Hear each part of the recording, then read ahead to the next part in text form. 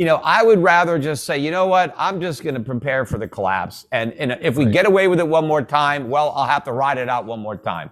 So if there is a huge recession, if the US dollar goes down during that recession, I agree with you. If the US dollar goes up during a big US recession, that's probably going to be very problematic for the rest of the world.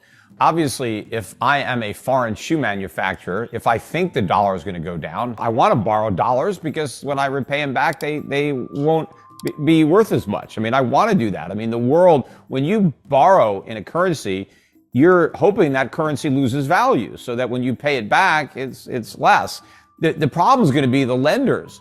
See, right now, people want to loan US dollars because they have confidence in the dollar. Well, what happens when they lose that confidence? It's going to be the lenders that don't want to make dollar loans. People are always going to want to borrow in a currency they think is going to go down. They're just not going to want to lend in it. And that's going to be a big problem for the US government because we are the world's biggest borrower. We have to borrow from everybody. And if people don't want to lend to us, and I don't think they will, not at an interest rate that we can afford to pay, more and more of our enormous deficits are going to be financed by the Fed. I mean, the Fed's going to have no choice, politically speaking, but to crank up the printing presses. So for all this talk about quantitative tightening, they are getting ready for another round of quantitative easing because that is the only way to politically finance $3 trillion deficits or whatever they are. I mean, and we have these huge deficits. Supposedly we have this great economy and we still have $3 trillion deficits. Where are they going to go in the next recession? 5 trillion, 6 trillion? And where is the government going to get all that money? They're not going to raise taxes on the middle class. They're not going to cut Social Security or Medicare. So the Fed is going to have to print up all that money. We're going to have to print far more money in the future than we have in the past. And we're not going to get foreign central banks to do our dirty work. The Japanese, the Chinese, the Saudis, whoever, they are not going to buy up U.S. treasuries. The Fed is going to be the buyer of only resort. They're not going to want them because I think they're still able to get away with the transitory narrative. They're still saying that what we're seeing is COVID related, it's Putin related, and so they're acting as if nothing has changed. There is a point in time where the public is not going to buy those excuses anymore. And, you do still have some old school central bankers in Germany in the Bundesbank. These guys, they just can't keep quiet and watch the euro become the Portuguese, escudo or the Italian lira. It's supposed to be the Deutschmark. So at some point, something is going to have to change there. And look, what I think it's going to take for the dollar to really sell off is either one or two things are going to have to happen.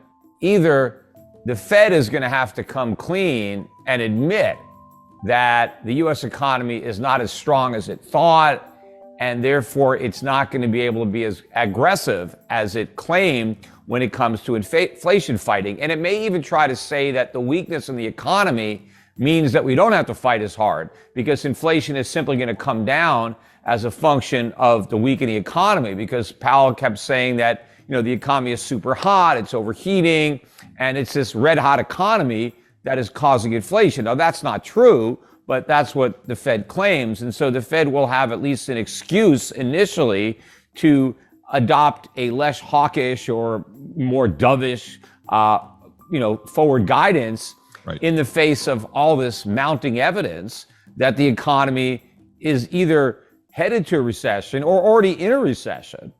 So either that's going to happen, the Fed comes clean, or the markets begin to front run that, capitulation and start to realize that that's going to happen. Even before the Fed acknowledge it, the markets start to realize, wait a minute, this economy is a mess. We're in recession, or we're going to soon be in recession. So the Fed is never going to be able to follow through with the rate hikes that have already been baked into this cake. And I think the reason that we've seen this strength in the dollar is because everybody has been bracing for, this epic inflation battle where the Fed was going to, go Paul Volcker on inflation and the consequences be damned.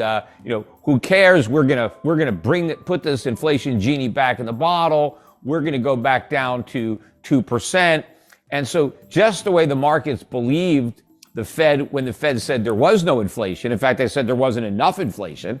And then when they said, oh, don't worry about the rise, it's transitory, Now that they've admitted it wasn't transitory, the markets still believe the Fed. For some reason, the Fed credibility is still there, and the markets believe the Fed is committed to fighting inflation. Well, I don't. I think they're going to give up that fight the minute they realize how weak the economy is, because I think all of their tough talk is predicated on the economy being strong enough to withstand the rate hikes or the quantitative tightening. But when they realize that's not the case, they're going to reverse. And so either the Fed is going to tell that to the markets, or the markets are going to figure it out. And that's when the dollar really starts to fall. But what I think is the nail in the dollar's coffin is when the Fed turns its attention to the economy and starts to stimulate the economy, even though inflation has not returned to 2%. And in fact, I believe that the next recession will be a catalyst for an acceleration of inflation as the Fed prints more money to try to prop up the economy. And we're going to get the economy falling at the same time inflation is rising. And that means unemployment is also going to be picking up dramatically. You know, the Powell was talking about how he had this great labor market, the greatest he's ever seen. That's a great contrarian indicator that the labor market is about to fall out of bed and we're about to see a big problem. So I think the same thing with the Fed. They think this labor market is so strong, it's an accident waiting to happen. And so when we get that, when we get recession and rising inflation at the same time, maybe unemployment and inflation both go into the double digits, 10% unemployment, 10% inflation. When the markets get a whiff of that, I mean, that's it. I mean, the dollar is going to get killed in that type of economic environment. So first of all, the dollar hasn't collapsed yet, but it's been on the brink several times. I mean, it almost collapsed in 1987. It almost collapsed in 2008. So it's been, near death, and then it's, revived. And so the question is, the next time the dollar falls the way it did in 87 or 2008, what if it keeps falling? What if there isn't a miracle to save it? That's what my thought is that how can you press your luck? Because I agree with what Brent is saying in that I'm right inevitably, but the timetable is difficult to tell. What if the imminent threat, or not maybe a threat, is that the dollar goes up before it goes down, because in the long run, it's cross currents at play, right? But here's the thing. How do you know when you've arrived at the long run? Because you can always say it's a problem in the long run, it's a problem in the long run. So that means eventually you're in the long run, except when you're in the long run, you still don't know you're there, right? You still say the same thing. It's a problem eventually. So at some point, somebody who thinks it's a problem in the future is going to be surprised because they've arrived at the future, right? There is no more can caking, because I'm sure it's not going to be, we're going to get to the point where it's a crisis. And then all the people who have said, hey, it's only a problem in the long run, they're not going to suddenly say, yep, it's a problem right now. They're not going to know it's a problem until it's a crisis. So it's going to have to happen. So the question is, can we do it again? The enormity, knowing that every time we have to go back to QE, we have to do it bigger than the time before, and because the problem is so much bigger, right? We have a much bigger drug problem, so we need more drugs. Can the U.S.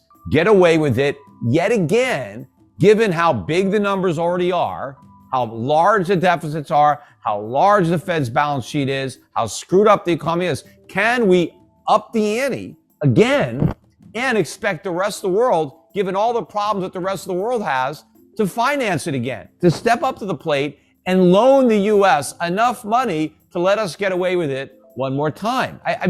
I just don't want to make that bet. I realize, yes, that's the trend. We've been able to get away with it all this time. So let's, just roll the dice and assume that it happens again. But knowing that eventually it has to collapse, I would rather just say, you know what, I'm just going to prepare for the collapse. And if we get away with it one more time, well, I'll have to ride it out one more time. I've done it several times before. But, I would rather be prepared for the end game, because that's the only thing I'm sure of. The path, it's difficult. What would get me to change my mind? I don't think I can change my mind, because I know I'm right. But it's possible that Brent is right, and that before the dollar crashes, it has another big rise. Now, let's say all of a sudden the dollar crashes and now this country doesn't sell us its stuff anymore. The stuff stays there. Well, somebody in that country is going to buy that stuff. They're not going to just, drop it into the bottom of the Pacific Ocean. The stuff's going to get sold. It's just that it's going to be somebody in that country that's going to get it instead of someone in America. Now, the people in America that used to get all this stuff, we're not going to get that stuff anymore. We're just going to have our dollars. But what are we going to buy with those dollars? Nothing, because they don't have any value. So I would rather have a bunch of stuff that I can use that makes my life better than more paper that I can't use and doesn't do anything to make my life better. I mean, the countries that get to keep their stuff are going to be in much better shape than America that gets to keep its worthless paper.